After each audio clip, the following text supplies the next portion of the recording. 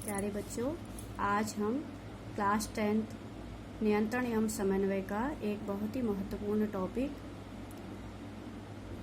जंतु हार्मोन पढ़ेंगे। ठीक है, तो जंतु हार्मोन क्या होते हैं, इनकी क्या आवश्यकता है और मनुष्य के शरीर में कौन कौन से हार्मोन होते हैं, इसके विषय में पढ़ेंगे। तो जंतु हार्मोन यानी हार्मोन वे रसायन हैं जो अंतःस्रावी ग्रंथियों से स्रावित होते हैं और मनुष्य के रक्त में मिल जाते हैं। जब ये मनुष्य के रक्त में स्रावित होते हैं तो यह शरीर की प्रत्येक कोशिका तक संकेतों को भेजने का कार्य करते हैं, सूचनाओं को पहुंचाने का कार्य करते हैं। हार्मोन की आवश्यकता क्यों है? नियंत्रण एवं समन्वय के लिए केवल तंत्रिका तंत्र पर्याप्त नहीं होता, क्योंकि जब केवल तंत्रिका तंत्र अपना काम करेगा तो उसके जो कार्य क्षेत्र हैं वो सीमित होते हैं। जैसे आपने एक एग्जाम्पल के लिए समझे, जैसे हम गिलहरी को लें, जब वो विषम परिस्थिति में होती है, माना गिलहरी कहीं पर है और अचानक से सामने से हम चले जाते हैं, तो वह अपने शरीर को दो प्रकार की क्रियाओं के लिए तैयार करती है, या तो वह लड़ेगी या भाग जाएगी। ठीक है, तो दो विपरीत प्रकार की क्रियाओं के लिए एक साथ अपने शरीर को तैयार करना होता है गिलहरी को। तो अपने शरीर को लड़ने के लिए या भाग जाने के लिए तैयार करती है। दोनों ही बहुत जटिल क्रियाएं हैं, क्योंकि बिल्कुल अपोजिट हैं। एक तरफ से अगर उसके सिर पे ही खतरा मंडरा जाता है तो वह लड़ेगी, लेकिन अगर वह थोड़ी दूरी पर है तो भागेगी। परंतु उसे अपने शरीर को दोनों ही तरीके के लिए तैयार करना है, और इस तरीके से तैयार करने के लिए यानी नियंत्रित तरीके से ही उसे अपने शरीर को तैयार करना होगा, और इसके लिए उसे अत्यधिक ऊर्जा की आवश्यकता होगी।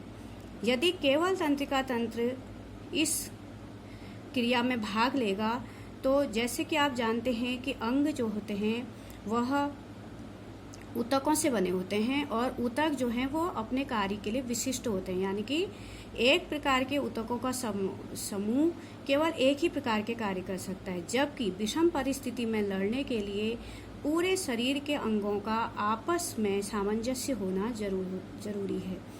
अगर हम किसी विषम परिस्थिति में लड़ना चाहते हैं या फिर उसको देख के भागना चाहते हैं, तो ये दो बिल्कुल भिन्न क्रियाएं हैं, और इसके लिए अपने शरीर को दोनों तरह से तैयार करने के लिए हमारे शरीर में कुछ हार्मोन स्रावित होते हैं, कुछ रसायन स्रावित होते हैं, जो कि हमारे शरीर के अंतःस्रावी ग्रंथियों से स्रावित होती हैं।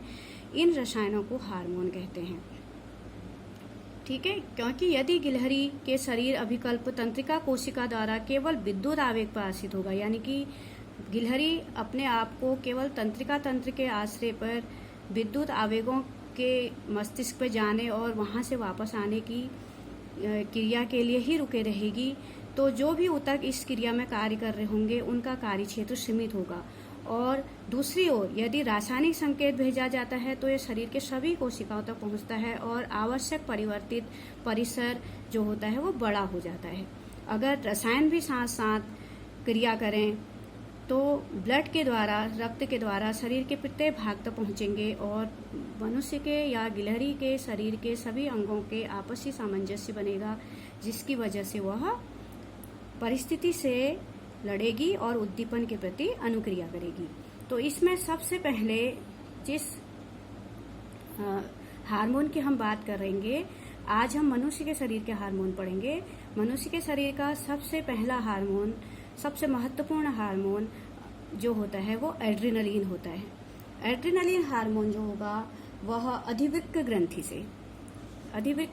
से एड्रेनलिन हार्मोन स्रावित होता है।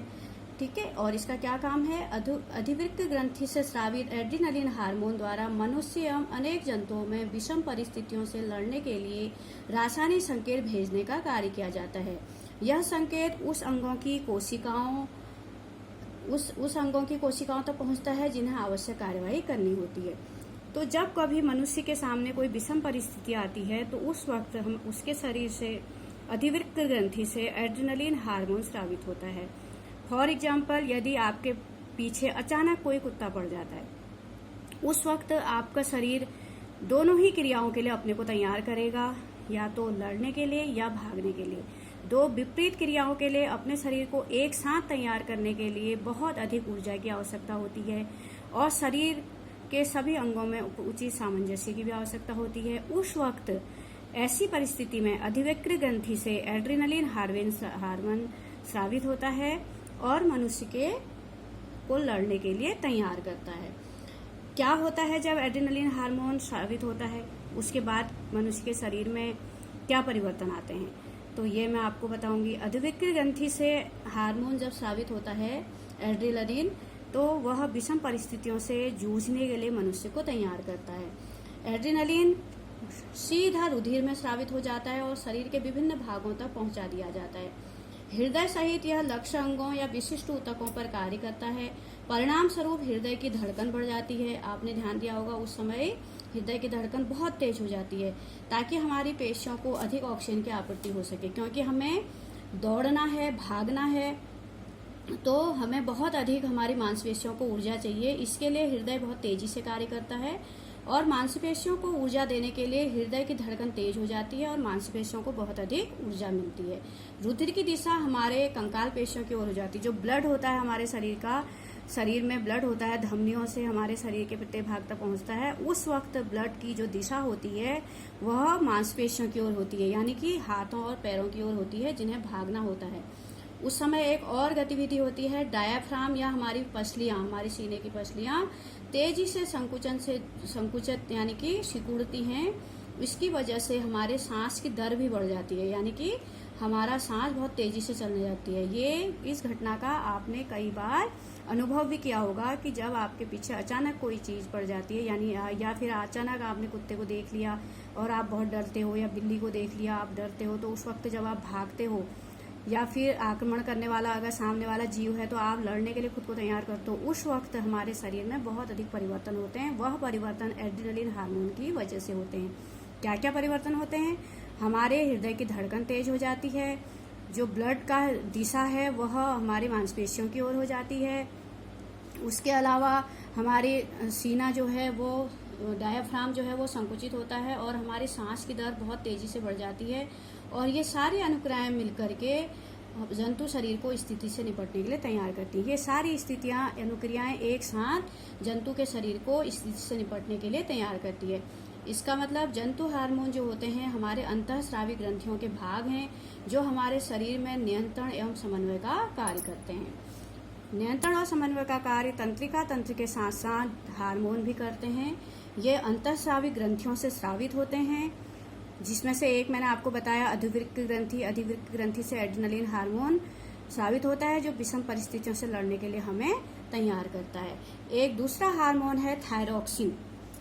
थायरॉक्सिन हार्मोन औटो ग्रंथि से स्रावित होता है।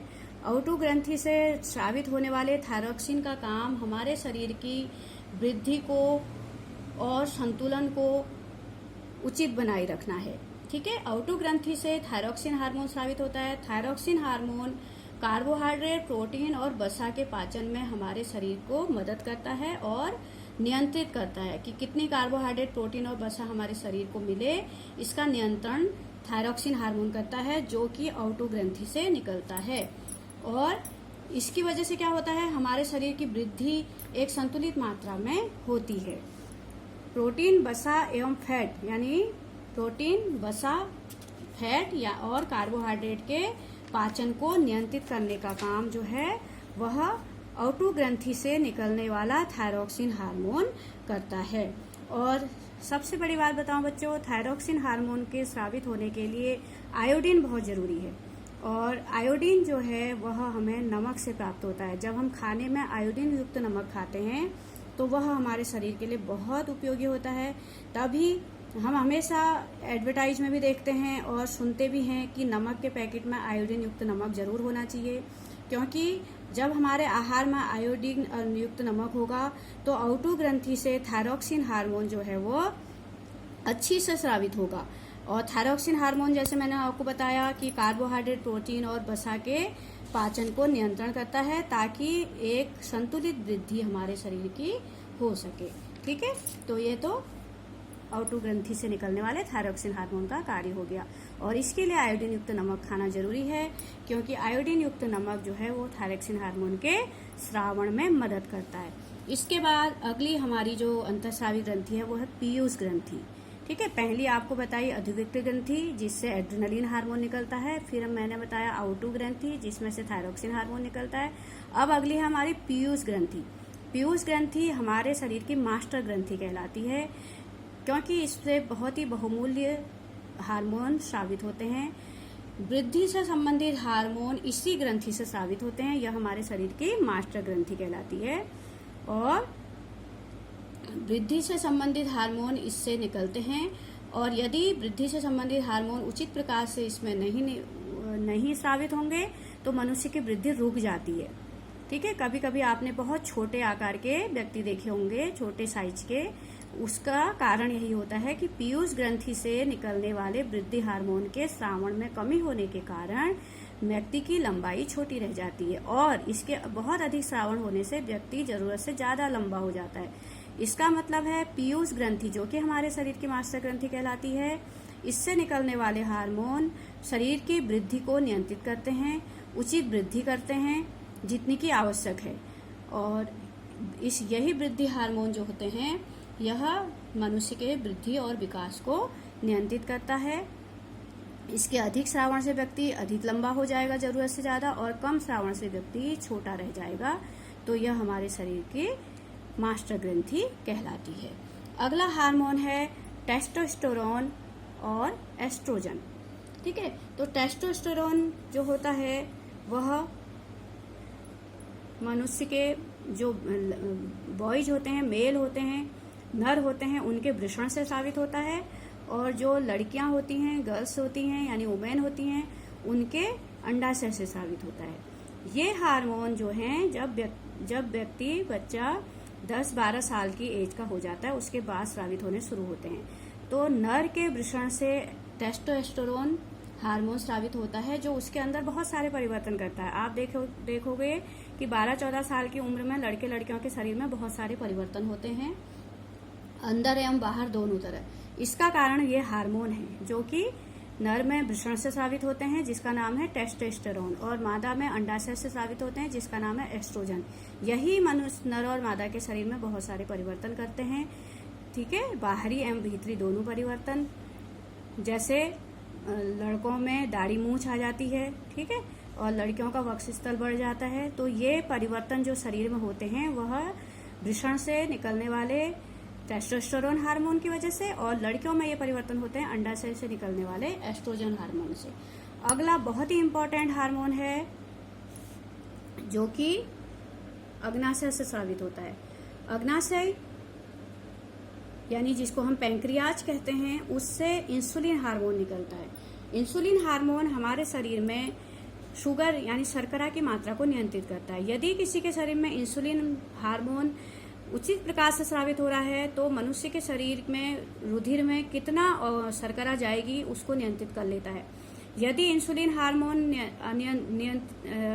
हार्मोन स्रावित होना कम हो जाता है तो शर्करा की मात्रा रुधिर में बहुत बढ़ जाती है, जिसके कारण व्यक्ति को मधुमेह नामक रोग हो जाता है, यानी जिसको हम डायबिटीज कहते हैं, जो आपने सुना है। डायबिटीज कब तक नहीं होगी? जब तक अग्नाशय से इंसुलिन हार्मोन उचित प्रकार से स्रावित होते रहेगा। जब अग्नाशय से इंसुलिन हार्मोन उचित मात्रा में स्रावित होना बंद हो जाता है तब व्यक्ति के रुधिर में शर्करा की मात्रा बढ़ जाती है, क्योंकि उसको नियंत्रित करने वाला इंसुलिन हार्मोन नहीं स्रावित हो रहा है। तो ब्लड में शर्करा की मात्रा बढ़ जाती है रुधिर में, जिसकी वजह से व्यक्ति जो है वो मधुमेह का रोगी हो जाता है, डायबिटिक हो जाता है। इसके बहुत अधिक डायबिटिक होने के बहुत अधिक हानिकारक प्रभाव होते हैं। तो इंसुलिन हार्मोन सही तरीके से स्रावित होना चाहिए। ठीक है, तो ये मुख्य मैंने हार्मोन आपको बताए जो मनुष्य के शरीर में नियंत्रण एवं संतुलन का कार्य करते हैं। ये हार्मोन विशेष रसायन होते हैं जो अंतःस्रावी ग्रंथियों से स्रावित होते हैं और रुधिर में मिल जाते हैं और फिर प्रत्येक कोशिका तक पहुंचते हैं। ठीक है, तो जो चीजें मैंने मेन आपको बताई हैं उनको मैं एक बार और आपको समझाती हूँ। जंतुओं में हार्मोन, एड्रेनलिन हार्मोन अधिवक्र ग्रंथि से स्रावित एड्रेनलिन हार्मोन द्वारा मनुष्य एवं अनेक जंतुओं में विषम परिस्थितियों से लड़ने के लिए रासायनिक संकेत भेजने का कार्य किया जाता है। यह संकेत उन अंगों की कोशिकाओं तक पहुंचता है जिन्हें आवश्यक कार्यवाही करनी होती है। ठीक है, जब एड्रेनलिन रुधिर में स्रावित होता है तो हमारे शरीर में क्या अनुक्रिया होती है?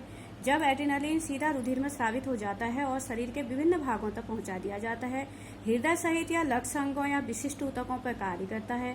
परिणाम स्वरूप हृदय की धड़कन बढ़ जाती है ताकि हमारी पेशियों को अधिक ऑक्सीजन की आपूर्ति हो सके। रुधिर की दिशा हमारे कंकाल पेशियों की ओर, मांसपेशियों की ओर हो जाती है। डायाफ्राम या तथा पसलियों की पेशी के संकुचन से सांस दर बढ़ जाती है। ये सभी अनुक्रियाएं मिलकर जंतु शरीर को स्थिति से निपटने के लिए तैयार करती हैं। जंतु हार्मोन अंतःस्रावी ग्रंथियों का भाग हैं जो हमारे शरीर में नियंत्रण एवं समन्वय का कार्य करते हैं। अगला हार्मोन थायरॉक्सिन हार्मोन है। O2 ग्रंथि से थायरॉक्सिन हार्मोन स्रावित होता है। थायरॉक्सिन कार्बोहाइड्रेट, प्रोटीन एवं वसा के उपापचय का हमारे शरीर में नियंत्रण करता है ताकि वृद्धि के लिए उत्कृष्ट संतुलन उपलब्ध कराया जा सके। ठीक है, अगला हार्मोन है वृद्धि हार्मोन। पीयूष ग्रंथि से स्रावित होने वाले हार्मोन में वृद्धि हार्मोन होता है। वृद्धि हार्मोन शरीर की वृद्धि और विकास को नियंत्रित करता है। जैसे कि पहले भी आपको बताया था, इसके अधिक श्रावण से व्यक्ति अधिक लंबा हो जाता है और इसके श्रावण कम होने से व्यक्ति जरूरत से ज्यादा छोटा रह जाता है। टेस्टोस्टेरोन और एस्ट्रोजन 10-12 वर्ष की आयु में बालक एवं बालिकाओं के अंदर बहुत से परिवर्तन होते हैं। इसका कारण है हार्मोन। नर में टेस्टोस्टेरोन और मादा में एस्ट्रोजन का स्रावण होता है। इंसुलिन हार्मोन, यह अग्नाशय से स्रावित हार्मोन है जो रुधिर में शर्करा स्तर को नियंत्रित करने में सहायता करता है। यदि यह उचित मात्रा में स्रावित नहीं होता तो व्यक्ति को मधुमेह नामक रोग हो जाता है। और मधुमेह नामक रोग होने के बाद कभी कभी जब बहुत अधिक शर्करा रुधिर में बढ़ जाती है तो व्यक्ति को इंसुलिन के इंजेक्शन भी लेने पड़ते हैं। ठीक है, तो ये मुख्य हार्मोन है जो हमारे शरीर से स्रावित होते हैं। तो बच्चों, आपके समझ में आया और अच्छा लगा तो जरूर सब्सक्राइब कीजिए।